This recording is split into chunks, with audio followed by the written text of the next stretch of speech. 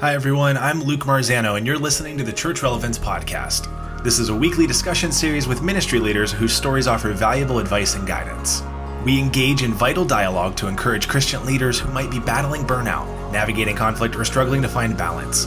Our mission is to ignite passion, create community, and inspire new ministry, one conversation at a time. Today we sit down with Dr. Andy Yarborough and we're going to dive into the world of self-care and what that looks like for you in the ministry. How's it going, Andy? It's going well. Glad to be here. We're excited to have you. We're going to dive right in and let the listeners get to know you a little better. So I have some basic questions, but they could also be deep questions as well.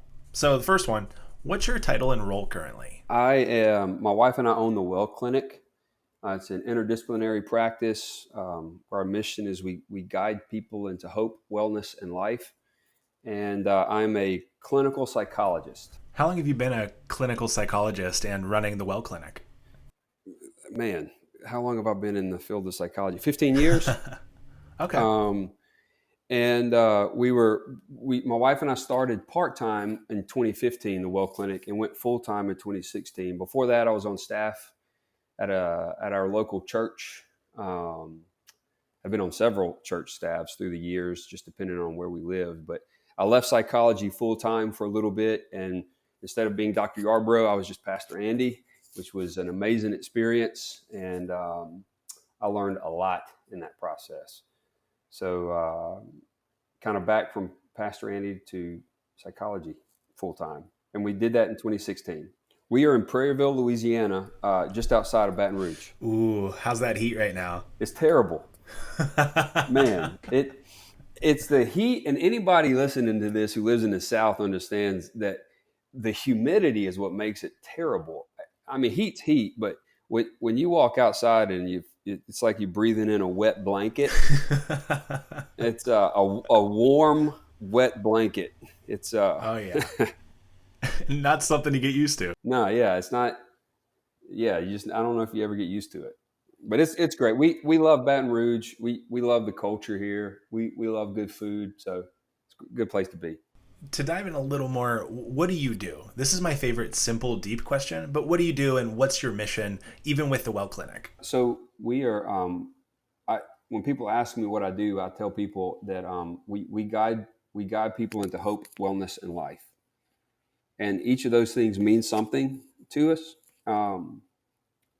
They're progression for us. So the way that looks practically is, as a psychologist, we do counseling. We also do a lot of coaching and consultation.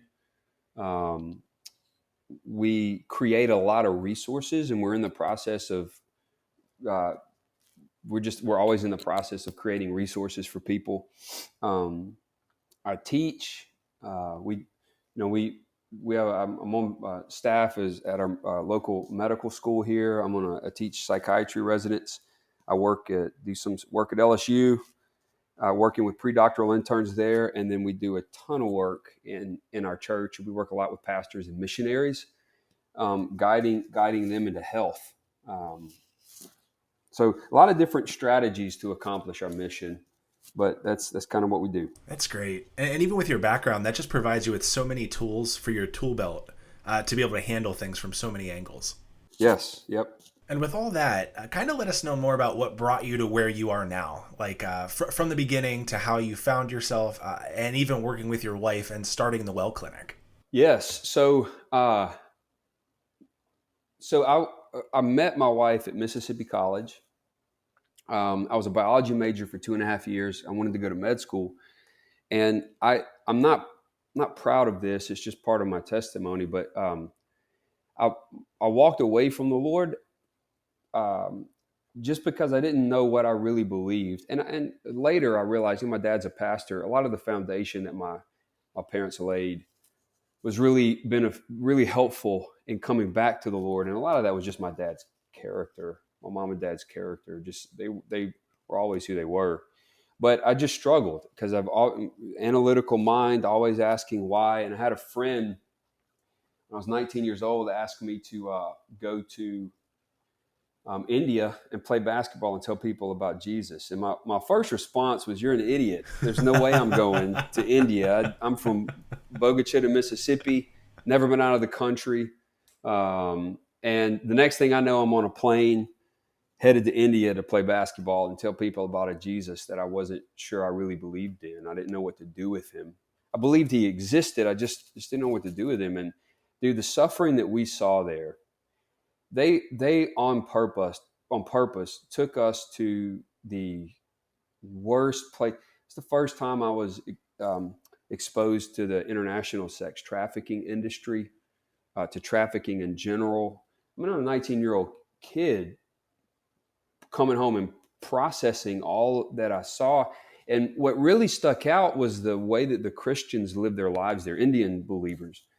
And it was just, I'd never quite seen anybody live. And man, it really, really impacted me. Like even now, it's hard to kind of talk through sometimes, but to see the way that they lived in the midst of that suffering, I came back, sorry, I get choked up.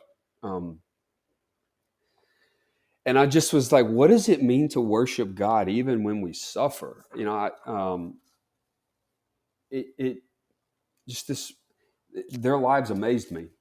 And that actually jump-started my own personal faith journey again. And thanks to my parents, a lot of those things ended up being rock solid foundational truths for me. But it started my question. I was like, if I'm going to do this school thing, I went through a depression when I got back, you know, almost failed out of school. If it weren't for our dean of men, they should have kicked me out of school, which I don't know if I should be telling you that, but it took me it took me a while to kind of relive again in the United States. It just really impacted me. There was no debriefing, nothing that we know now is really helpful. But I came back and I was like, all right, what does it look like? So I changed my major to psychology, and the rest is history. You know, I went to Regent University. It's an APA accredited school, but they do a great job of integrating faith and science and service to the church. And you know, you realize that suffering happens for a lot of different reasons, and a lot of reasons that we can't control, but it should never be self-inflicted. And you know, after being in the church, working in the church, working with pastors, church leaders, missionaries, you realize that a lot of times they're just running themselves into the ground. Their health fails, and a lot of times they sabotage the mission that God's given them, not because they don't love the Lord and love people, but because they don't know how to love themselves, take care of themselves, steward themselves. And so as a psychologist, we just have started having conversations about prevention and holistic self-care and why it really is a first-line defense against things like burnout and even a lot of the experiences that I had coming back as a 19-year-old from India. Yeah, and that's kind of what we're going to talk about today. For those listening, we're going to focus on burnout. Like I'm also a pastor's kid, and we were a small farm town church, and I think being in a small church, you see people, and sometimes you are the people, wearing multiple hats, which inevitably leads to burnout. I don't know if you can speak to the same, but self-care and knowing how to care for yourself. Like my dad, for example, he grew up not as a Christian. He got saved and then became a minister. So he didn't know self-care was something that was taught or discussed, or is it okay to be a Christian and experience burnout? So for a lot of people listening, they may be the first time they hear that this happens. So as we go further, how would you define what burnout is? Okay, so as stress accumulates, and by the way, our bodies respond to positive and negative stress in pretty much the same ways. Any helper, really anybody, but in this context, particularly people who are constantly helping other people, run an increased risk of burnout because that stress is accumulating over time. And a lot of people think about burnout as an event. It's really a process. It occurs over time, and it occurs when cumulative stress has a longer term impact on us. And so when you're exposed to a lot of emotionally demanding situations, you don't have the support that you need. You mentioned like one person, multiple roles. It is depleting every one of our natural resources, our physical health resources, our psychological, our relational, our spiritual resources. And so ultimately the stress activates until we start to move into that process of burnout, and that deactivates us. So when you think about burnout as it being a prolonged reaction to chronic stress, and again, when I say stress, it's not just negative, it's positive too. Just the stress of doing what we do, helping people, walking with people, all those things. There's three aspects to burnout. One's exhaustion. You start to feel physically exhausted, psychologically exhausted. It's hard to have relationships with people, even a spiritual tiredness. The second thing is cynicism. You start to identify less and less with your vocation. You start to ask questions like, does this really matter? What are we really doing? When you were once full of a sense of purpose and mission, you start to feel like what you do doesn't matter. So exhaustion, cynicism. And the third is you start to feel like there's a reduced ability to perform or do what you've been called to do. So a lot of times pastors will start to question the efficacy of their preaching. Counselors or pastoral counselors question a lot about their ability to walk with people. By the way, one of the biggest things about stress, and I'm getting ahead of myself here, but there's a misbelief oftentimes that people think that we're supposed to suffer for others. Only Christ suffered for us and overcame it. We are called to have compassion, which that word means to suffer with. We're called to suffer with people, not for them, so that we can take care of ourselves in the process and then rejoin them in their journeys. So we walk with them. We don't take on other people's suffering. We weren't built for that. And I think that's a lot of the things in ministry. We take on other people's suffering when we're actually just supposed to walk with them. So but we start to lose that. So exhaustion, cynicism, and ultimately this feeling like I can't do this well anymore. What's the point? And so, if you feel exhausted, you start to hate ministry and you start to feel less capable, like you just need to quit, you're showing signs of burnout, that deactivation process. Wow. Yeah. And with that, are there key moments or instances that you've observed when you're helping lead ministry leaders to acknowledge burnout? I think sometimes there's almost I'm feeling burned out because I'm working so well and doing so well at my job. But what are some of the key moments or instances that help the leaders acknowledge, yeah, I'm burned out? Man, that's a tough question because unfortunately, I think leaders tend to acknowledge it after they've crashed and burned. And so a lot of because you said a really important word, it was acknowledge. A lot of times it's acknowledged when it's too late. And so a lot of the acknowledgement I'm hoping can start happening on the front end of this, where leaders become aware of what causes burnout, what contributes to it, what its symptoms are. So basically building an awareness of it to regulate it and prevent it. And I think it's as much about a mindset of health as it is preventing burnout. There's a principle. Let me say that again. I think it's important. It's as much about a mindset of health as it is preventing burnout, because there's a principle I got from a fellow named Bob Hamp, and I heard this when he was still on staff at Gateway teaching in their freedom ministry.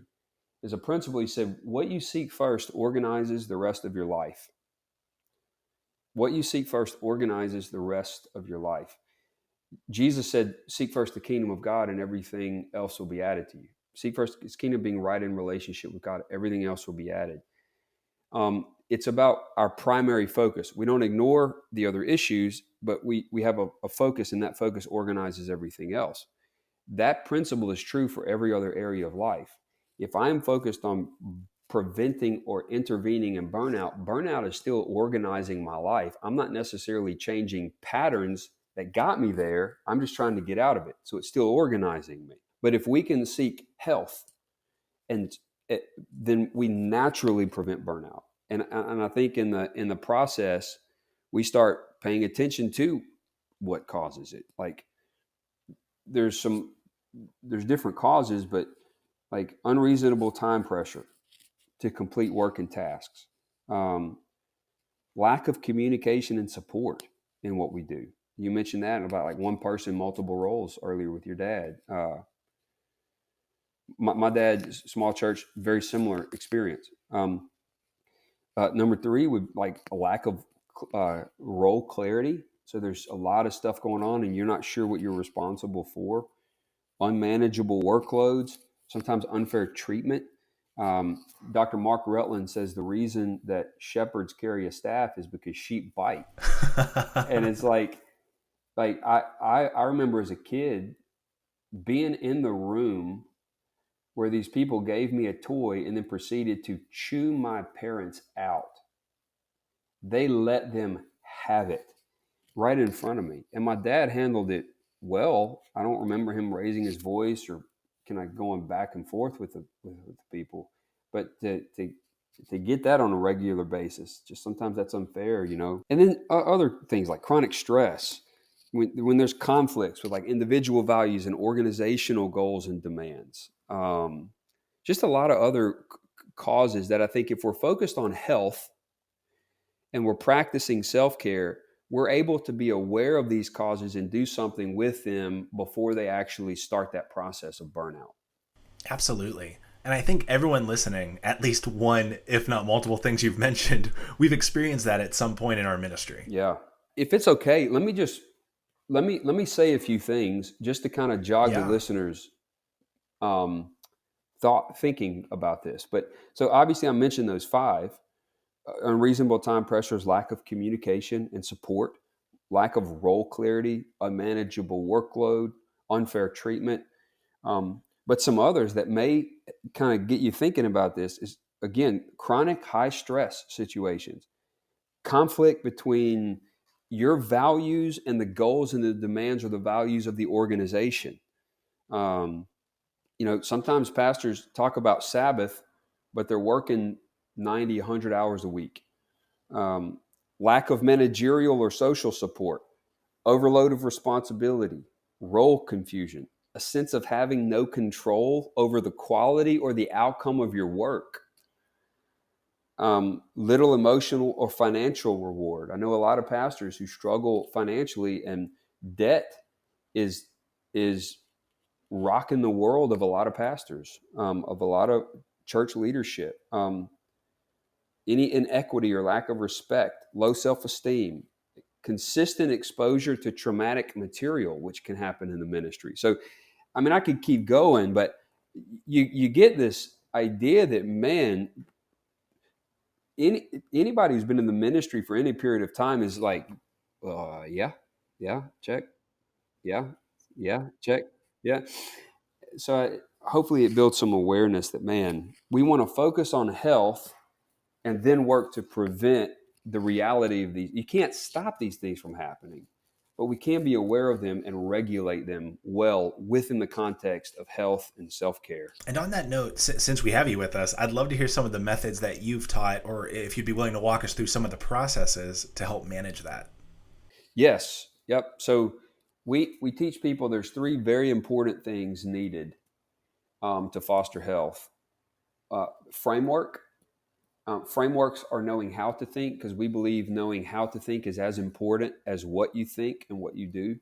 How you think tends to just run in the background.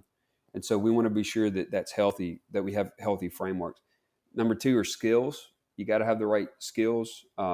Everybody needs nunchuck skills, all the things that are super important in life. But having a marriage between skill and framework tends to have the best outcome. You can know how to think, but if you don't know how to do it, it gets frustrating. If you know how to do it, but you don't think about it correctly, you're probably not going to keep doing it. And so integrating these things is really, really important. And then mission, having a sense of why, because if you don't have a sense of why you want to foster self-care in your life, holistic self-care, you're not going to stick with it. I tried to work out for years, and I'd work out and quit, work out and quit, work out and quit. And I realized that about 3 years ago, I ended up in the emergency department. They thought I was having a stroke. and a heart attack. And it was a terrible experience. I don't recommend it. But I believed this lie that I can never build strength. I'm a small bone guy, and a lot of my family they're just big people, strong people. And so I grew up thinking, man, I could never be like this part of my family. And so I would start trying to get healthy and then quit, start and then quit, start and quit. And after that stint, I realized the goal is not strength at all. The goal is health. And so for the past few years, I've been able to push through and stay consistent, taking care of my physical health because my why changed. It's not about strength anymore. It's about health and longevity. We've got 3 kids. Been married 17 years. I want to be around for a while. And to the best of my ability, I started working out. But what's kept me working out is my why changed. So if we can focus on healthy frameworks, skills, and mission or meaning, that works to foster the process of what we think of in terms of well-being and self-care. And I can go into some of that some more. If that, you want me to keep going? Yeah, that'd be great. Great if you don't mind. All right. So a couple in Philippians, and I think this is really important because anytime you talk about things like self-care and basic, influencers, leaders tend to check out on you because they think I'm past that. But in Philippians, Paul actually, when he writes to the church, he says, I'm writing to every believer and to leaders and deacons. In other words, I think Paul's actually pointing out that nobody's above what he's about to communicate. And I think as leaders, realizing that it's the foundational things that we do that promote well-being and holistic and self-care that actually keep our ministry alive. It keeps us, it creates a sustainable ministry, helps us be efficient and effective in what we do. At least on our end, we believe that ultimately all of it's powered by the Holy Spirit. And so ultimately, I think when you start to make some of these shifts, it's about creating sustainable rhythms and knowing that no matter how basic, it's like a gardener who says, I don't want to pay attention to the monotony of the soil anymore. I'm done with that. I just want the fruit. And so they walk off. No gardener ever does that, right? But we tend to do that with our own soul, with our body. We just sort of walk off and expect the fruit from it. So again, I think as leaders, just hearing, we have got to create the rhythm of gardening and stewarding our personhood. And so again, framework, skills, and mission really help with that. So one of the frameworks that we talk about comes out of positive psychology, and it's the PERMA model, PERMAH, where PERMA is positive emotion. You're working to foster things like gratitude. And there's so much to say about gratitude, but I don't think we have time. If we do, we'll come back to it. But fostering positive emotion. E is engagement, where you are so engaged in something in the moment that you just lose yourself in it. You lose track of time. We have to have that level of engagement for well-being. I try to, whenever I'm in my sessions with people or I'm working with organizations or I'm teaching, I try to get into that level of engagement so that the seconds just aren't ticking by. I'm involved. I'm there. I'm present. The R is relationships. We have to have healthy relationships for well-being. Healthy attachments, healthy boundaries, support. M is meaning. We have to have meaning. If we don't have a sense of why, if we don't have a sense of meaning, in our culture, you ask people what they want out of life, and a lot of times they say happiness. And to a degree, we've accepted that in the church, but happiness is a terrible life goal. And I'm not anti-joy. I want people to be happy. In fact, I think joy is a central part of the gospel. But if you notice, it never starts with joy. It always starts with something meaningful.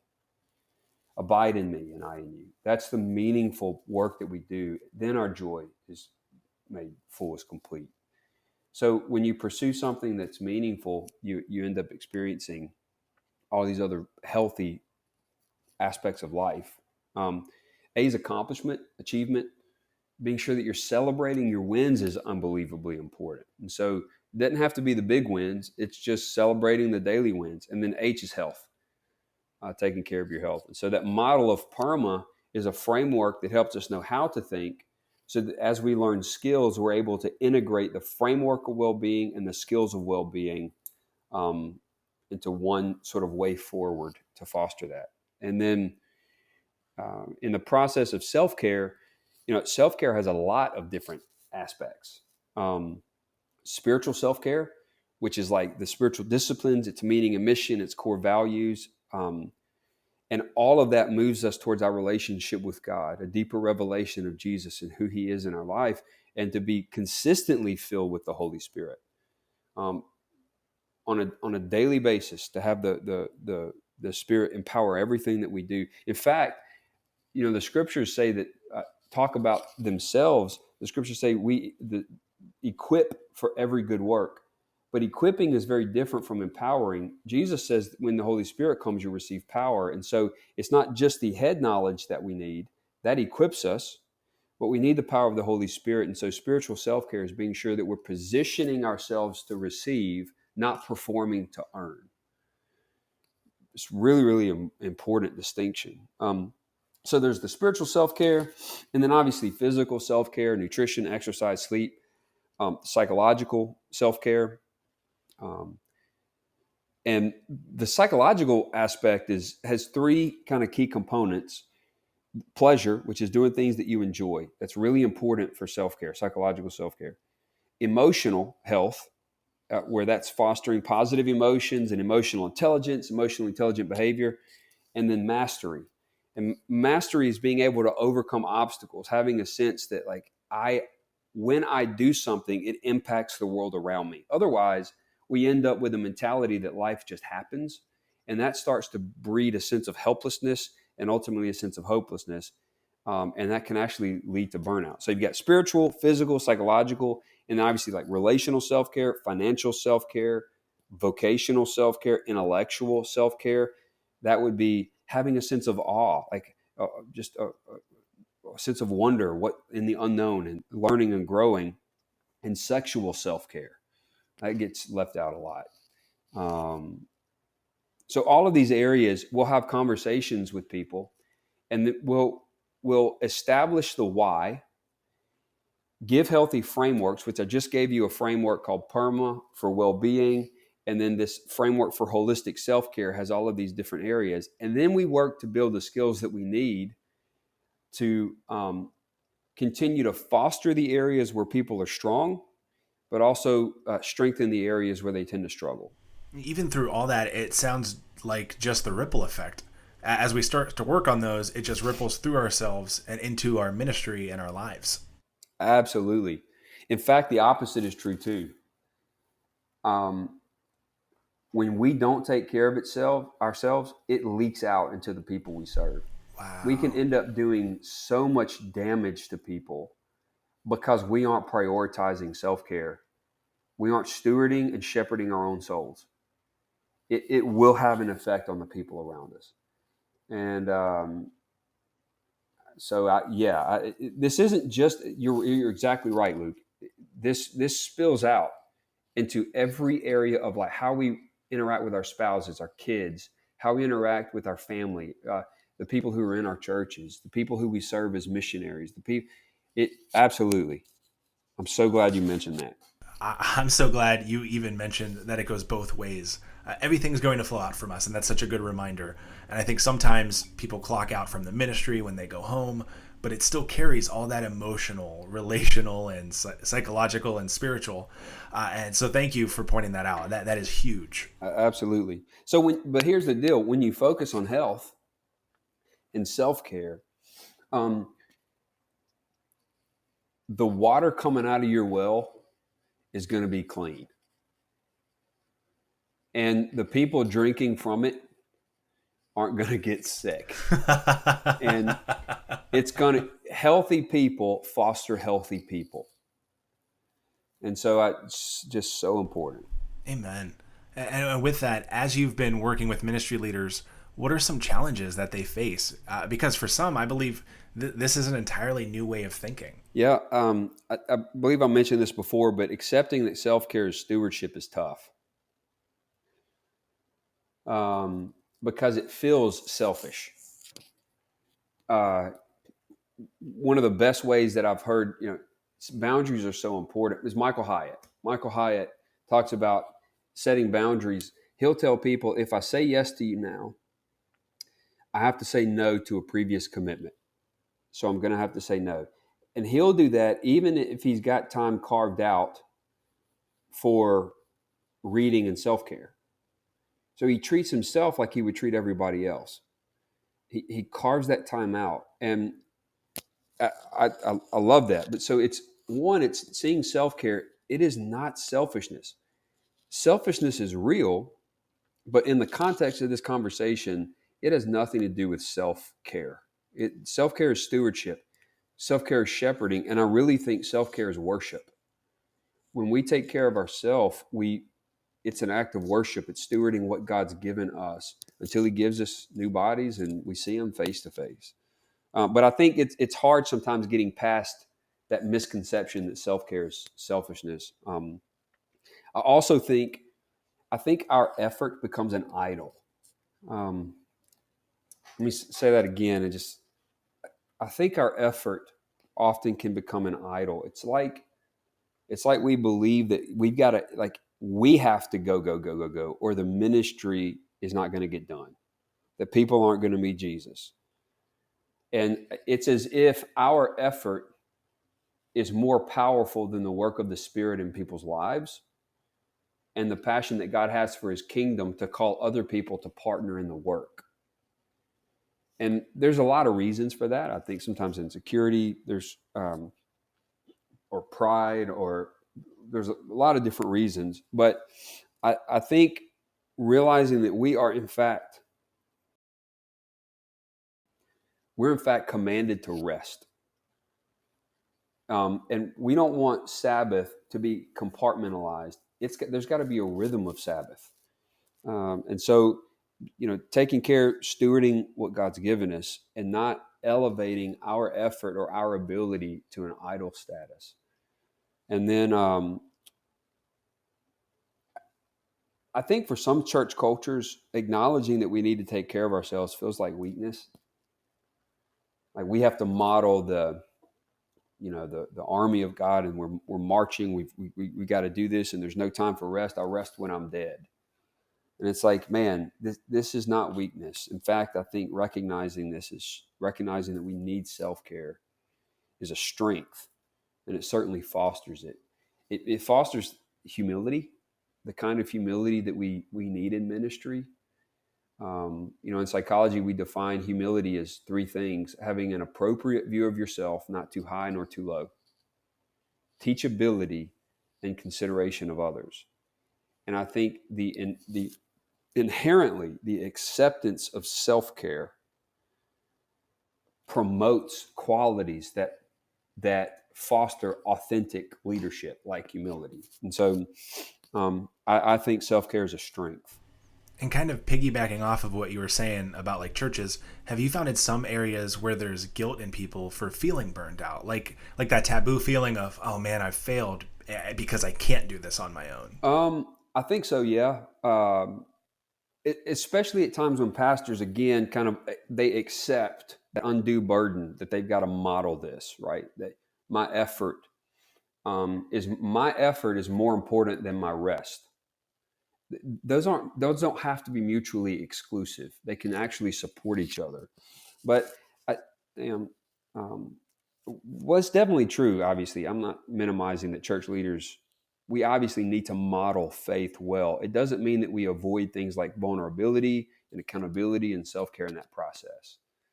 And I think too, in addition to guilt, when you think about guilt is the psychological state of feeling like I have done something wrong.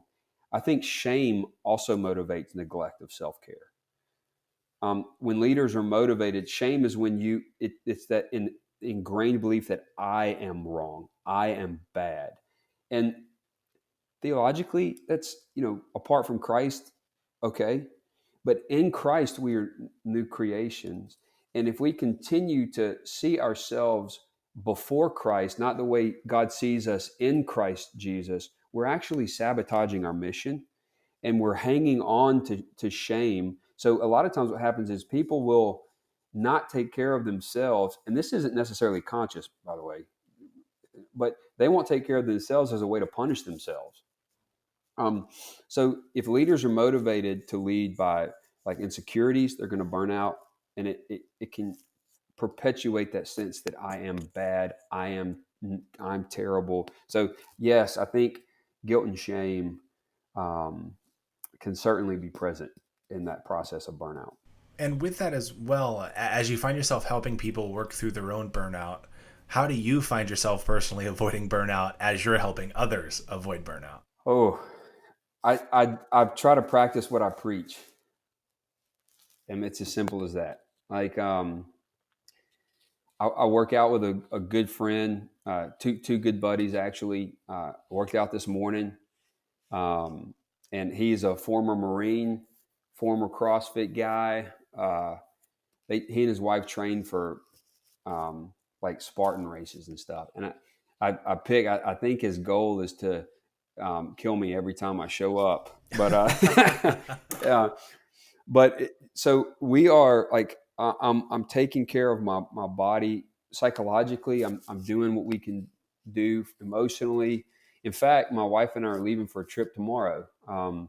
We've been pushing pretty hard this year, and I turned 40 this summer, which I'm in a lot of ways. I feel like thank you. In a lot of ways, I feel like I've arrived as a man. I've been laughing with a few people about. I don't really know what that means. I hope nobody takes offense to that, but it's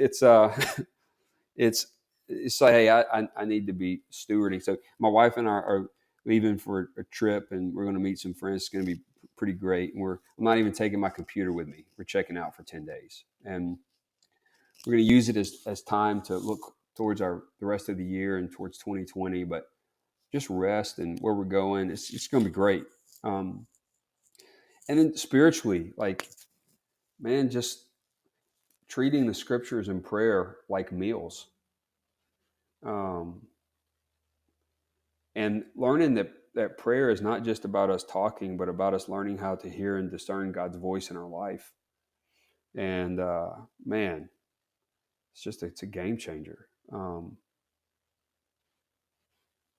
Yeah. So apologizing to people when I need, just none of this is easy, and I certainly don't get it right all the time, but trying to turn what I know in my head to allow that to move into my heart as revelation, and then to see that move out into my hands and my feet and through my mouth, and how it's just every day trying to practice what I preach.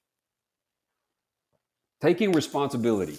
That's it. I would say the core character strength that we all need to develop is that of responsibility. And we think about that as taking ownership for everything in our sphere of influence.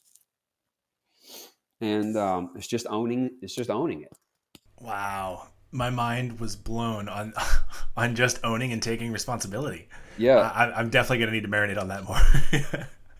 I think for a lot of people listening, they've heard or probably had their mind blown with symptoms that they didn't realize, which were characterized with burnout.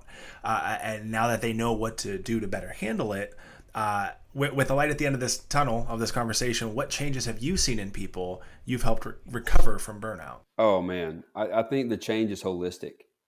They get healthier physically. They feel better. They're healthier psychologically. Emotionally, there's a greater sense of peace and the ability to handle stress more effectively. Relationships are much better. They're not wounding people in the process of ministry, and if they do, they apologize. Spiritually, there's life there again. Jesus says, "I came to give life and give it abundantly," and we think that's when I see him face to face, but he meant now. And I think you start to experience that. The fullness of what Jesus was talking about in that process. And so that's a general statement. But one thing I've really also noticed is this. So basically the whole of life just gets healthier. People function better. But I think wisdom characterizes people who practice self-care. Insight, judgment, good judgment, like just this deep wisdom, because they're not being organized by the chaos or their own insecurities or fear. Those things aren't dry. They may still experience them. I'm not saying that we don't. I think insecurities are there in every new season of life and every new season of ministry. But so it's not that those things are totally absent. It's that they aren't being organized or driven by them anymore. Rather, I think they're organized by God's kingdom, his voice, judgment, insight, and health. It just gives a different level of clarity. And with the level of clarity, kind of going back with growing up in the church and then you transitioning to psychology, and now by God's grace, you get to intertwine both. What's your biggest takeaway from the psychology world that you wish the church would use more as a whole? That we're whole people. Different for all of the strengths that our different denominations and faith backgrounds have. We tend to do what everybody else does, and that's compartmentalize the etiology of what we see. In other words, where things get their start. And so my culture can tend to spiritualize things and underemphasize the body, the soul, and relationships. And I think different denominations can underemphasize the spiritual aspect of things.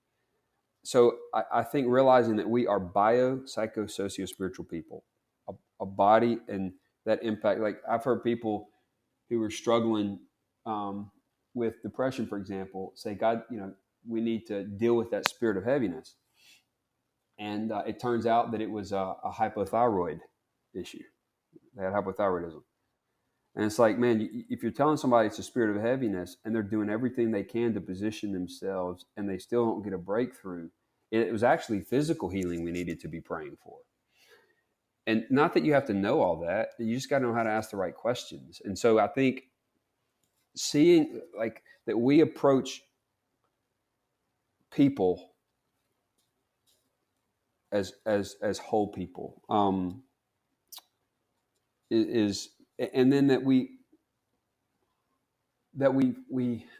from a not just a spiritual perspective, but from a psychological perspective, continue to move towards health as the priority. And so in the same way that Jesus talks about the principle of what you seek first organizes the rest of your life in regards to the kingdom, that principle moves into it's amazing when people see, yes, we're going to pay attention to the struggle. We're not going to ignore the struggle. Denial is not spiritual. You can't give to God what you deny is there. We don't want to deny. But we deal with struggle within the context of the primary focus of health, of self-care, of stewarding what God has given us to the best of our ability. And I think that's what the whole people and a focus on health. And with all of your advice of us realizing and challenging us to be whole, I always take the idea of us listening to podcasts who continually are looking to grow, and another areas with that is books. I was wondering if you had any recommendations reading-wise that you would like to point us to continue this diving in. Yes. There's a couple books I'd recommend to you to get started. Earlier I mentioned that framework is really, really important. So knowing how to think so let me give you a couple books. Let me give you a couple topics to research. So the first one is Reaching Out by Henry Nouwen. It's HenriNouwen,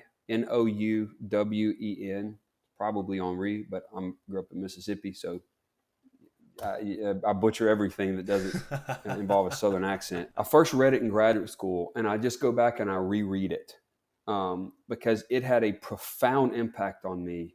Because in order to reach out to other people, we've got to understand what it means to reach in. Profound impact on me. I highly recommend that book. The second one is a devotional called In Our Lives First by Dr. Diane Langberg. She's a clinical psychologist, had 40 plus years of working with trauma. She's got some amazing resources, but that devotional really challenges us to start by looking at ourselves before we start looking at our ministry. And so I think a really, really great devotional to get. The two topics I would recommend, one is the topic of positive psychology. And you can go to University of Pennsylvania's website. It's called AuthenticHappiness.com or .org. I don't remember. And get a ton of good research on positive psychology. I think positive psychology in service to the church is, in my opinion, what I would call the next wave of science in service to the church. So positive psychology, Dr. Martin Seligman, and there are resources. They're amazing, worth checking out. Research articles and things kind of point you in the right direction. And then one specific topic within positive psychology is called appreciative inquiry. It helps us focus on what we have, helps us recognize our available resources in overcoming different struggles.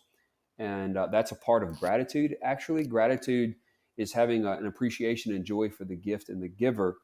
But gratitude also fosters an awareness of our available resources. And so if you hit self-care struggles and you're like, well, I don't have the resources. I work with a lot of missionaries who'll say, well, I don't have the resources for that. I don't have a pool and I have joint issues. Or so taking a step back and going, what do I have? What are my resources? And that's what appreciative inquiry does. So Reaching Out by Henry Nouwen, In Our Lives First by Diane Langberg, Positive Psychology, Appreciative Inquiry. And then I mentioned this, but we've created a video series with a workbook. It's a 16 module called Rhythms that's also meant to help people at a really practical level implement self-care in these major areas. So good question. Thanks for asking.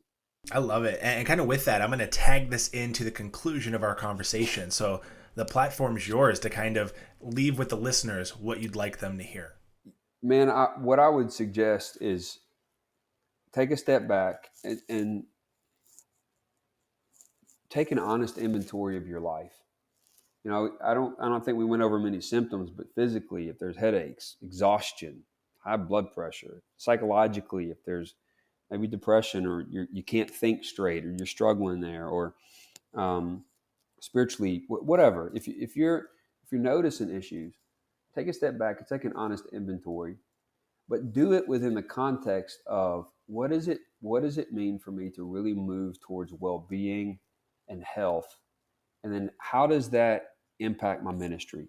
First and foremost to my family, then to my church. And I think as we do that, it changes us. It changes us. So I would encourage you. It comes back, I think, to the responsibility, taking ownership for that, and doing what we can to move towards it in sustainable ways. So amazing. Andy, I want to thank you again so much for stopping by. I always say it's like a buffet of knowledge. I so appreciate you taking the time to share the bits and pieces to help us help ourselves so we can help the church. And those books and topics are a to-go home bag. So I hope everyone was able to get stuffed with the advice and the lessons learned here. And Andy, again, thank you for going through all of your education and training so that you were able to bestow it all on us. I so appreciate it. Yeah. You're welcome. Thank you for having me. Man, it was an honor. I love doing this stuff, man. Thank you again. Wow. And that concludes the first episode of the Church Relevance Podcast. I want to thank you for listening, and I pray that you not only took away a to-go bag of lessons, but that you leave encouraged knowing, 1, you're not alone, and 2, your brothers and sisters at Church Relevance and all over the world will be praying for you.